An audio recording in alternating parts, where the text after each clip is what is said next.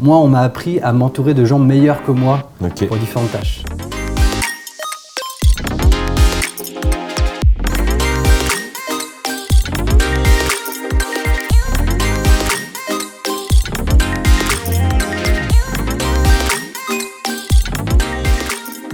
Yann Belletti est mon invité aujourd'hui. Une discussion particulière parce que nous faisons partie du même groupe d'entreprises. Yann est le cofondateur de Sixteen, un studio de création et production de contenus digitaux. 50 collaborateurs, sans compter les nouvelles boîtes qui ont rejoint leur groupe, qui comptabilisent en tout 80 collaborateurs. Vous allez découvrir comment monter une entreprise avec des amis d'enfance, les défis de la croissance externe, les avantages et inconvénients de se lancer direct après les études. Bonjour Yann. Salut David. Alors pour commencer cet échange, j'aimerais te faire réagir sur une citation que j'ai sélectionnée pour toi. La voici. Être un entrepreneur semble fantastique pour les autres. Cependant, ce que les autres ne voient pas, ce sont les batailles que vous menez chaque jour et chaque minute pour faire croître l'entreprise. Alors, je vais avoir beaucoup de mal à prononcer la personne qui a dit ça. C'est Lakshita Khanna, qui est une maître sommelière indienne. Qu'est-ce que ça t'évoque ? C'est on ne peut plus vrai. Je ne sais pas s'il y a beaucoup à rajouter à ça. Okay. C'est vrai que, mais ceci dit, c'est valable sur beaucoup de choses. On voit dans globalement les réussites, les succès, on voit toujours de la partie positive et sympa et moins tout le travail qu'il y a derrière ou les difficultés qu'il y a pour y arriver. C'est vrai. Et c'est notamment clairement valable pour l'entrepreneuriat où on voit souvent la finalité mais pas tout le cheminement du point de départ. Ouais. Et d'ailleurs, justement, aujourd'hui, on voit qu'il y a une grosse mode de l'entrepreneuriat sur les réseaux sociaux, sur YouTube. C'est devenu... il y a rockstar et entrepreneur, tu vois. Est-ce que tu penses que le fait que les gens s'attendent à quelque chose de cool, comme tu dis, la partie visible, est-ce que c'est une bonne chose ou au contraire, en fait, c'est un mensonge et en gros, ça peut briser beaucoup de vies ? En fait, il y a les deux. Parce que c'est en partie une bonne chose, parce que ça va favoriser l'accès à l'entrepreneuriat. Et ça, globalement, ces dynamiques-là, qu'une nation entière prenne accord sur ce sujet, c'est plutôt une bonne chose. Donc que ça devienne quelque chose d'attractif et que sociétalement, il y a une image positive de l'entrepreneuriat, ça, c'est plutôt une bonne chose, que ça permette un accès. Après, c'est qu'une partie de la vérité. Donc, il faut qu'il y ait c'est une bonne chose, je pense, effectivement, que cette envie d'aller vers l'entrepreneuriat. Après, il faut en connaître un peu plus largement ce que ça impacte. Il y a un influenceur américain qui s'appelle Gary Vee. Je ne sais pas si tu vois qui c'est. Et lui, il est devenu très, très populaire. Mais lui, justement, il a un peu cassé tout ce mythe où il fait que dire c'est dur, tu vas en chier. Et en fait, il a créé presque un mythe de l'entrepreneur, c'est vraiment... le gars qui galère, et c'est sa capacité à tenir. Et je trouve ça assez intéressant. Alors, il y a aussi un autre extrême là-dedans, c'est que du coup, il y a une sorte de vénération de la souffrance, mais en même temps, on ne peut pas être entrepreneur sans kiffer un peu les merdes. Clairement, je pense c'est vraiment une logique de course de fond, parce qu'il faut que ça dure tout le temps d'une carrière potentiellement. Donc, clairement, c'est une logique sur le long terme. Donc c'est pas un choix éclair, c'est pas un résultat éclair. Et pour ça, il faut constamment se remettre en question, constamment avancer, travailler, réfléchir. Et donc ça veut dire que de fait, il faut être habitué à constamment avoir des no change à relever. Donc c'est ce qui est flippant, excitant. C'est qu'il y a forcément, c'est comme partout, c'est un peu le revers de la médaille. C'est ce qui permet d'avoir quelque chose qui est constamment excitant, parce que c'est ultra challengeant, constamment en mouvement, et forcément beaucoup moins confortable qu'un autre cadre où la mission est plus donnée, plus pesée. Moi, je m'étais fait cette réflexion en écoutant, je ne sais plus c'était quoi, un philosophe qui parlait du concept de disciple. Il disait un disciple, en fait, c'est quelqu'un qui embarque dans une discipline, qui aime plus le procédé que le résultat. Autrement dit, quelqu'un qui se met dans le karaté, il aime se prendre des coups, en fait. Il ne le fait pas parce qu'il va gagner une compète. Alors, de temps en temps, il va kiffer ça, quoi. Mais par-dessus tout, il aime l'entraînement. Et moi, je m'étais fait cette réflexion en me disant, mais alors, dans l'entrepreneuriat, qu'est-ce que je kiffe ? Et c'est vrai que le chemin, quand je regarde ces 15 dernières années, il a été fait quasiment que d'embûches, tout le temps. Mais il y a comme une forme de satisfaction à me voir progresser. Est-ce que tu partages ça ? Oui, alors c'est un peu cliché à dire, mais on sait tous que ce qui compte, c'est pas l'arrivée, c'est le voyage, c'est le chemin. Et c'est pareil pour l'entrepreneuriat, il y a cette notion, toujours des fois un peu maso, où en fait on est un peu accro au développement, à la construction et donc quelque part à la progression. Je pense que c'est ça auquel on est, c'est ce côté de constamment construire, développer, avancer, s'améliorer. C'est ce qui est satisfaisant et fatigant. Mais c'est ce procédé sur le long terme, c'est ça qui est stimulant. Et alors, qu'est-ce que tu dirais entre, est-ce que l'entrepreneuriat c'est une bataille ou une aventure? C'est vraiment les deux. Okay. C'est vraiment les deux. C'est globalement, en tout cas dans notre cas, c'est globalement un peu plus une aventure, parce que c'est vraiment quelque chose qu'on a choisi, et surtout au quotidien, on se trouve chanceux de pouvoir vivre de nos métiers. Donc je pars quand même du principe que c'est avant tout une chance qu'on ait pu se permettre de faire ça et que ça fonctionne. Donc c'est avant tout plus une aventure dans ce que ça a de noble.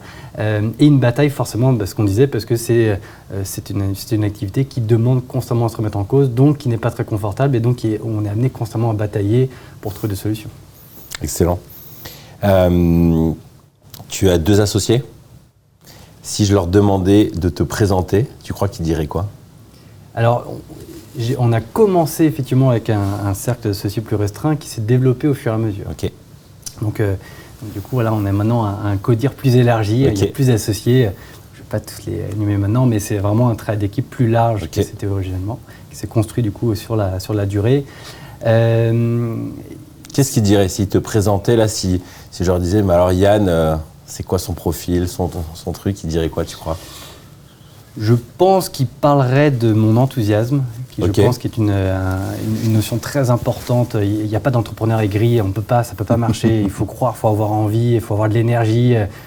Quand on est ultra trop rationnel, on ne peut pas entreprendre. Il y a la plupart des activités, si factuellement on présenterait l'activité au point de départ, on se dit, on ne va pas y aller. Une chose que ça marche, c'est trop concurrentiel, c'est trop compliqué, on n'a pas la solution, on n'a pas la technique, c'est pas adapté au marché. Il y a un côté un peu, il faut avoir un entrain fou pour avoir constamment envie d'avancer, de se lancer.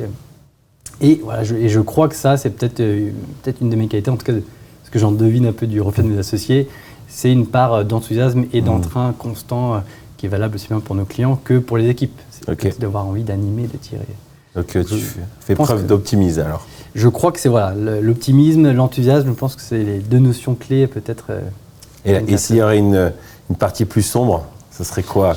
La partie plus sombre, c'est le revers de la médaille de l'enthousiasme. C'est que du coup, ça peut mener à une certaine forme d'impatience ou de vouloir mener beaucoup de projets de front en parallèle. Et que voilà, donc l'enthousiasme, ça permet de lancer des choses, mais il faut aussi pouvoir structurer, prioriser, ce qui est un vrai travail de tous les jours pour faire en sorte que ça avance dans le bon sens. Et voilà, c'est peut-être ça qui serait... D'où la complémentarité aussi, avec des gens comme John et les autres associés qui vont compenser en fait. Exactement. Et alors donc là, vous avez commencé à 3, là vous avez élargi, vous étiez 3 potes. Exactement. Parle-nous de ça, le fait de s'associer et passer dans une aventure avec des potes. Donc John, mon meilleur ami au lycée, avec un profil plutôt marketing, quelqu'un de très réfléchi, ultra smart. Et mon autre associé d'origine, Vincent, en école de cinéma, avec un profil beaucoup plus direction technique. Donc ultra terre à terre, très concret, très artisan. Et moi, j'avais le côté un peu schizophrénique intermédiaire entre les deux. Donc un peu production, un peu réalisation. Du coup, quelque part, j'étais un peu... Le schizo, quoi. Exactement. Et donc, la complémentarité, avant toute chose, c'est ce qui a fait que ça marchait. Ce qui rend l'aventure agréable, c'est de le faire avec des amis parce qu'on a confiance, on s'aime, on s'apprécie, on veut se battre les uns pour les autres. Mais le point de départ, c'était qu'on était complémentaires dans cette aventure. Donc, c'était pas on est amis, on monte une boîte, c'était on a des compétences ultra complémentaires sur lesquelles chacun peut se respecter les uns les autres. Et génial, on est amis, on se respecte, on a envie de vivre cette aventure ensemble. Et il y a aussi le fait que, notamment dans nos métiers, l'audiovisuel, qui sont des métiers très difficiles, pas très méritocratiques, l'idée de le monter avec des gens vraiment de confiance pour lesquels on a envie de se battre, c'est une notion qui était particulièrement importante. Vraiment, cette notion très familiale était, comme propulseur, était important dans nos valeurs, quelque chose qu'on voulait mettre en avant. Donc. Quelles seraient des clés, parce que ça va faire quoi, 20 ans, 15 ans? Ça fait sur Sixteen, ça va faire 16 ans. Quelles sont les clés pour garder l'amitié avec le temps? Si là, tu avais d'autres entrepreneurs qui veulent se lancer ou qui sont déjà lancés avec des amis, quels seraient, toi, les conseils que tu pourrais leur donner pour préserver cette amitié? Je pense que déjà, il y a un état de fait original qui est très important. C'est cette fameuse complémentarité.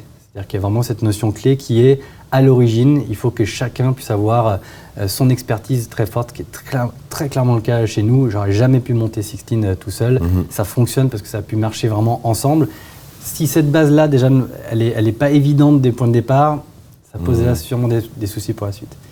Et ensuite, dans le prolongement, il faut avoir l'objectif commun ensemble. On est complémentaires à court terme, mais il faut que la vision sur le long terme, tout le monde soit très à l'aise avec ça. C'est dans l'absolu, vers quoi, on ne sait jamais pile poil où ça va nous mener, mais il faut savoir vers quoi on a envie de tendre. Il faut dire, dans l'idéal, on aimerait arriver vers... Et ça, cette vision-là, il faut très clairement la partager pour que chacun, dans sa partie, puisse tendre dans le même sens. Donc je pense que c'est vraiment ce travail d'avoir la vision long terme et que chacun puisse dire, OK, à mon niveau, j'apporte ma pierre à l'édifice pour que tous ensemble, on aille dans le même sens. Moi, si je regarde dans notre parcours, il y avait une vision, elle n'était vraiment pas claire. Et ça a toujours été un défi de clarifier cette destination. Et encore maintenant, ça commence. Mais toi, dès le début, tout à l'heure, j'ai interrogé un entrepreneur de WeCare, qui dit, moi, c'est être le numéro 1 mondial. Voilà, c'est très clair, c'est ça, et depuis le début. Est-ce que vous avez comme ça un objectif précis ? On n'a pas d'objectif précis d'une finalité, d'une taille. Sixteen s'est construit en répondant aux problématiques de ses clients et on s'est développé parce qu'on avait de plus en plus de clients, de plus en plus de problématiques qui nous étaient demandées.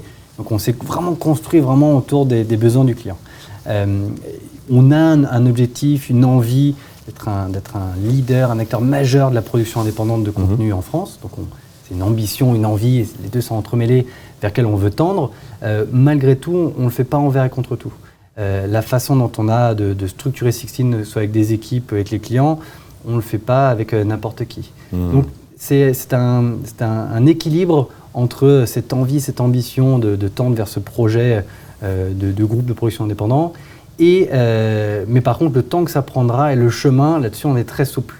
Parce qu'on veut pouvoir profiter d'opportunités dans le bon sens du terme, qui ne sont pas tout le temps celles auxquelles l'on espère, mais qu'on puisse savoir à saisir au vol. Excellent. Pour revenir à ce que disait aussi tout à l'heure un entrepreneur que j'ai interrogé, il disait à chaque étape de croissance de l'entreprise, il y a des défis, mais aussi en tant qu'entrepreneur, on doit se réinventer. Et parfois, on n'a pas envie de se réinventer. Et moi, si je regarde dans mon parcours avec mon associé historique, on était 2, mais on est 3, puis comme vous, on a accueilli d'autres personnes. Mais il y a eu des moments de flottement. Il y a des moments où tu te cherches. Tu dis, bon, ben, j'avais l'habitude de faire ça. Mais là, en fin de compte, il y a d'autres personnes qui le font. C'est quoi mon nouveau rôle dans l'histoire ? Et c'est des moments pas évidents, où tu te questionnes. Et c'est là où moi, j'ai trouvé que l'amitié a été très bénéfique, parce qu'il y a une forme de patience, bienveillance. Est-ce que toi, tu as vu ton rôle évoluer avec le temps ? Il a énormément changé. Alors déjà, moi, je suis un peu accro au changement. C'est quelque chose qui me stimule, que j'aime bien. Déjà parce qu'on est dans un métier où il faut constamment se renouveler. Donc, il y a ce besoin d'être très humble là-dessus, de constamment réorganiser, réaffiner pour que ça fonctionne bien pour le client, l'offre globale. Et plus globalement, l'ordre de la nature, c'est ce que j'aime et j'apprécie, justement, d'avoir quelque chose qui soit en constant mouvement. Donc, ça répond à un besoin client, mais en vrai, je pense naturellement, c'est quelque chose qui m'anime. Clairement, le faire de faire cette chose de très flexible avec des amis, très important de pouvoir se parler. Et on sait qu'on peut se parler sereinement, sans enjeu politique. On sait aussi plus facilement exprimer ses doutes. Quand on travaille avec des égos, où on veut faire attention de ne pas se montrer fragile sur certaines choses, c'est plus délicat, on va cacher certaines... Là, si on a des doutes et des réflexions, des choses auxquelles on n'est pas à l'aise, on peut plus facilement les partager et donc la personne en face peut l'entendre. Donc ça rend cette flexibilité un peu plus sereine que quand il faut jouer des jeux. Ça, c'est clairement... clairement, ça a joué. Et après, mon rôle, il a énormément évolué au fur et à mesure. Et c'est adapté à la taille, notamment, j'ai commencé plutôt vraiment... Même si je suis entrepreneur avec une casquette vraiment d'un réalisateur, donc j'étais très sur le terrain à fabriquer au quotidien vraiment de l'image. Au fur et à mesure, on a recruté des réalisateurs qui étaient des gens plus doués, plus spécifiques, avec plus d'expertise. Moi, on m'a appris à m'entourer de gens meilleurs que moi pour différentes tâches. Donc ça a été une option au fur et à mesure qu'on a grandi, de se dire, dans toutes les choses qu'il y avait besoin pour Sixteen, quelles sont les meilleures compétences autour de nous qu'on peut trouver. Donc on s'est constamment réorganisé pour dire, là, quels sont les trucs dans la raquette, là où il nous faut les meilleurs, mieux que nous pour y arriver, et quelles sont, nous, la vraie plus-value qu'on a pour Sixteen, et on va se repositionner dans ce sens-là. Excellent. C'est vrai que c'est un défi, là, tu partages. Je me retrouve là-dedans. Moi, là-bas, je suis graphiste. Donc, j'ai fait des logos, des sites web pendant des années. Puis après, on a commencé à recruter des gens très bons aussi. Mais en même temps, je me rendais compte que mon petit regard, alors est-ce que c'était mon ego de patron ou pas, mais je le sentais, tu vois, c'est les retours clients. Et du coup, ça a été un défi à la fois d'avoir des gens très bons, mais en même temps d'accepter que, en effet, les gens aussi, ils achetaient un peu aussi, moi en tant qu'entrepreneur, ce que je leur avais vendu. Comment tu as géré cette tension si tu étais sur le terrain en tant que professionnel de l'image, puis en même temps tu grandis, cette tension entre le terrain et en même temps le management? Je pense que je reviens sur cette notion de vision long-termine qui est quel est le mieux pour Sixteen. Quand on a un objectif de Sixteen, un groupe, c'est quand même une logique assez ambitieuse. On sait qu'on ne le fera pas tout seul. Donc on sait qu'il faut bien s'entourer, il faut qu'on soit les meilleurs sur tous les niveaux. Donc on part d'un constat où de toute façon il faut être très humble là-dessus et prendre le recul pour dire qu'est-ce qui est réellement le meilleur pour Sixteen. Et sachant que, in fine, pour un entrepreneur, quand c'est le meilleur pour Sixteen, c'est le meilleur pour toi aussi. Oui. Forcément, in fine, normalement, c'est censé nous apporter de bonnes choses. Et après, sur le switch, je pense que le fait d'avoir été très terrain sur le point de départ, je pense que c'est quelque chose qui est important aussi, la manière dont je reprends le Sixteen auprès de nos clients, c'est vraiment de savoir de quoi je parle. Et même les rédacteurs avec qui je peux discuter maintenant, qui sont bien meilleurs que moi, eh bien, souvent apprécient le fait d'avoir en face pas un lointain gestionnaire qui connaît rien de leur boulot. Je pense qu'il y a une notion qu'ils apprécient de vraiment se dire c'est un gars, il sait de quoi il parle. Ouais, c'est excellent. Aujourd'hui, dans le groupe, vous êtes combien de salariés? On est une 60aine sur Sixteen et les structures réunies entre 80 et 90. Waouh. Et est-ce que tu aurais imaginé que vous auriez atteint ça quand vous avez commencé? J'en ai toujours rêvé, mais j'ai jamais pensé qu'on y arriverait. Ah ouais? Ouais. Pourquoi? En fait, j'ai toujours espéré tendre vers ça. Depuis tout gamin, vraiment, cette logique d'avoir un groupe audiovisuel, c'est vraiment un rêve de gamin. Vraiment un rêve de gamin. Donc j'ai foncièrement toujours eu ça en tête, sans avoir entre guillemets la prétention de me dire, c'est sûr, on va y arriver. Okay. Je sais que j'avais envie de tendre vers ça. Je me suis battu pour ça. Avec tous nos associés, on a tout construit dans ce sens-là. Mais on est suffisamment pour se dire que c'est un marché très concurrentiel, qu'il y a aussi des gens très bons à côté de nous et que on sait vers quoi on veut tendre. Après, on n'a jamais la certitude pour y arriver. Moi, je pense que je me retrouve bien dans ce que tu dis. Je pense que j'avais toujours une grosse ambition, mais moi, n'ayant pas étudié le monde de l'entreprise, n'ayant pas aussi travaillé dans des boîtes comme j'étais, en fait, je partais de zéro. Donc en fait, c'était pas forcément un complexe tu vois, de l'imposteur. Mais je me disais toujours, mais est-ce que en fait j'ai les bonnes compétences? Est-ce que je suis la bonne personne? Parce que du coup, tu sais pas comment ça se fait ailleurs. Alors, tu en entends parler, mais tu n'es pas dans le quotidien. Tu n'as pas été un peu formaté. Et je vois certaines personnes, quand ils passent par des mondes de l'agence et qu'ils vont reproduire un même modèle, ils vont un peu le faire évoluer, mais ils ont déjà une base. Et c'est compliqué, du coup, de savoir est-ce que tu vas réussir ou pas, parce que tu n'as même pas les critères, tu sais pas. C'est et la chance et la difficulté d'avoir monté Sixteen juste après l'école. Ce qui est génial, c'est qu'on a tout fait de notre propre main. Donc on a appris, donc on sait vraiment de quoi on parle. On a tout construit, l'organisation, les process, le matériel, on a tout fait. Donc on connaît vraiment notre métier. Le challenge, c'est que par contre, on ne sait pas comment ça se fait ailleurs. On ne sait pas comment c'est fait. Donc on ne fait que supposer. Il y a des fois, je me dis, je tuerais pour être une petite souris pour voir comment ça se passe chez les autres. Juste pour comprendre, pour savoir. Parce que nous, on l'a fait le mieux qu'on pensait et on s'améliore au fur et à mesure, mais sans savoir réellement comment c'est fait ailleurs. Je me rappelle, j'avais un ami qui avait une boîte de com. Pendant cette période, il était un peu plus avancé que moi. Et je lui avais dit, ouais, est-ce que je pourrais venir voir et tout? Puis je revois un copain et tout ça. Et puis on était vraiment potes quand on faisait des vacances ensemble et tout. Mais lui, il était en Suisse, moi j'étais en France. Et je me souviens, il m'avait envoyé un mail en me disant, écoute David, je suis un peu mal à l'aise et tout. Et en fait, voilà, j'avais senti le fait, bah ouais, tu vas venir m'espionner. Alors on est copains, mais quand même, à des moments, on peut être en compète, quoi. Et c'est vrai que c'est pas évident de pouvoir apprendre ce que les autres, comment les autres fonctionnent. Là, vous êtes en train de vivre une phase intéressante, croissance externe. Vous êtes en plein dedans. Quels seraient tes conseils pour un entrepreneur qui sent que ça, c'est vraiment peut-être une piste de développement? Racheter une boîte.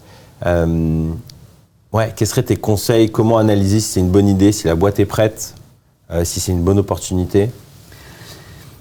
La manière, en tout cas, nous on l'a réfléchi. Il y a une phase déjà de maturation de l'activité principale. Ça, c'était très important. Effectivement, il y a une notion de timing là-dedans. Donc, Sixteen, avant même de travailler dans une logique de groupe, ça a été 12 ans de construction, de cristallisation du process des équipes, des clients.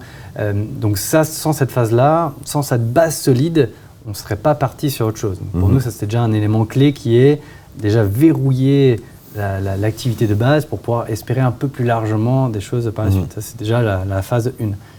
La deuxième chose, c'est, pour nous en tout cas, que le prolongement soit quand même le plus proche de l'activité première. Parce que même une structure très proche, c'est quand même un ADN différent, des équipes différentes, des clients différents. Donc même quelque chose de très proche, c'est complètement différent. Donc ça veut dire que si en plus de ça, c'est un métier trop différent, le travail pour s'acclimater, pour apprendre, est très compliqué. Donc nous, on a cherché quand même avec cette logique de, il faut que ce soit complémentaire dans notre activité, on ne veut pas qu'il y ait de choses qui se marchent les uns sur les autres, mais suffisamment proches pour que l'intégration ne soit pas trop complexe, ne soit pas trop coûteuse en temps et en énergie pour l'assimiler. Est-ce que le succès demande de pouvoir encaisser un plus haut niveau de critique? En tout cas, il demande clairement d'être le plus juste possible. C'est-à-dire qu'il y a vraiment une notion où on est plus mesuré dans nos réactions, on est plus réfléchi peut-être dans la manière de ce qu'on va dire, et on doit être particulièrement impeccable dans notre comportement, parce que plus exposé. Ouais. Mais en même temps, c'est quasi impossible. Je veux dire, plus ça grandit, si tu veux aussi garder une forme de fougue, tu disais que tu es un optimiste, tu sais très bien qu'il va y avoir des décisions qui ne vont pas plaire, qui vont être incompris. C'est vrai que pour ma part, qui avait plutôt l'habitude d'être au milieu de l'équipe, très relationnel, presque c'était une bande d'amis, à un autre fonctionnement complètement où en fait j'ai pas le temps, parce que forcément il y a plusieurs unités, il faut que je passe du temps avec les managers, mais j'ai pas le temps d'être dans les projets. Du coup, je vois que le regard il change et c'est pas évident, et intérieurement du coup ça change aussi son rapport à l'entreprise. Je sais pas comment toi tu l'as vécu, surtout que là vous avez pris des boîtes extérieures, donc quand tu te balades dans les autres boîtes, les gens ils te connaissent pas, t'as pas fait de séminaire avec eux, tu sais pas toi qui les as recrutés, tu vas aller voir 2 secondes à la pause café où ils vont devoir prendre le micro, mais tu peux pas passer un repas avec tout le monde. C'est clairement quelque chose qu'on apprend en continu, c'est en partie un nouveau métier. On revient sur cette logique que mon métier, mes métiers de tous les associés de Sixteen a énormément évolué au fur et à mesure de la croissance, et cette partie-là d'animer des groupes qu'on connaît moins, avec un rapport plus lointain que ce qu'on avait avant, c'est une autre forme d'animation, c'est une autre forme de management, et c'est un autre métier. C'est en partie un autre métier. Donc il y a une part, tout simplement, il faut être très humble, je crois, et d'apprendre, et de se dire qu'on va expérimenter, apprendre, rater, et en connaissance de cause, améliorer. Exactement. Une petite question plus personnelle, est-ce que tu as une kryptonite, une chose qui te rend dingue dans le travail, où tu te dis, quand ça arrive, tu as juste envie de partir en vacances ou de tout abandonner? J'en ai 2. Ok. La déception client. Ok.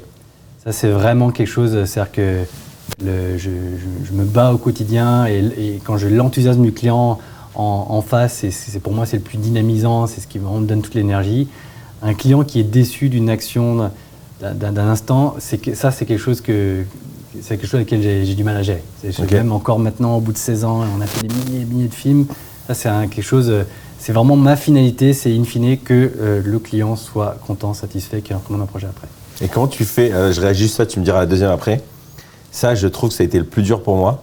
C'est quand tu commences à grandir, tu n'es pas sur tous les dossiers, mais que c'est un client à toi que tu as signé il y a 1 an ou 2, par exemple, tu as laissé entre les mains d'une équipe, et là, il y a une merde qui déboîte, et que c'est toi qui l'appelles, forcément. C'est compliqué. Tu t'y prends comment, en fait? Ça, typiquement, ça c'est la partie difficile. C'est la partie difficile où on va payer pour l'erreur d'une équipe, mais qui est de notre responsabilité, donc il faut pouvoir la porter. Il faut pouvoir accepter la critique et en même temps essayer de trouver des solutions. Donc ça fait clairement partie des challenges. C'est vraiment une des choses, là, pour le coup, qui m'impacte le plus. Et alors, la deuxième chose, je pense que c'est des fois un certain manque de pragmatisme. En tout cas, quand je constate une forme de pragmatisme, c'est dès qu'on va rentrer dans quelque chose où il y a la gestion d'ego, il y a la gestion politique, parce qu'on ne fait pas ça, parce qu'il faut attention à lui, ça Ça, foncièrement, ça me fatigue. Ce non-recul sur quelle est la bonne solution de manière très pratique pour le résultat client. Dès qu'on sort de ça, ah oui, mais il faut faire attention à lui parce que ça me fatigue. Ça, c'est ta kryptonite. Alors, une question plus tournée autour de, là, on est au Spring Campus, Croissance Plus. Qu'est-ce que ça t'a apporté, toi, d'être dans on peut dire un club d'entrepreneurs, une communauté d'entrepreneurs? C'est rassurant et excitant. Ok. En vrai, c'est rassurant de partager notamment ces problématiques du quotidien et de voir que souvent elles sont partagées. Donc il y a un côté, il y a un petit sentiment on n'est pas tout seul et des problématiques que j'ai quand je suis tout seul au quotidien, eh bien elles sont partagées. D'autres gens vivent la même chose. Donc ça, il y a une notion rassurante de ce partage-là. Et la partie plus enthousiasmante, c'est aussi à l'inverse d'écouter les envies, ambitions de chacun parce qu'ils ont leurs projets, ce qu'ils ont envie de monter, ce qu'ils ont envie de développer. Et ça redonne aussi un coup de boost de voir partout autour de nous des gens qui disent « moi j'ai envie de monter ça, moi je veux être le numéro 1 de ça, moi je veux inventer une solution qu'on n'a encore jamais vue ». En fait, ça motive. Ça dynamise. Ça dynamise. On se dit « tiens, ça arrive, mais du coup à mon niveau aussi je vais essayer de… » Super, merci beaucoup Yann. Avec plaisir.